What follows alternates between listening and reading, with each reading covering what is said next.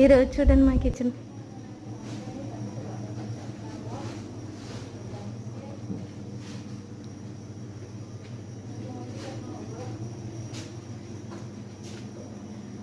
మనసుకు మరునిగా నాకై నీవు ప్రత్యక్షమయ్యావే,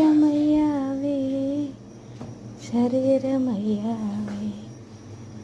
మనసుకు మరునిగా నాకై నీవు.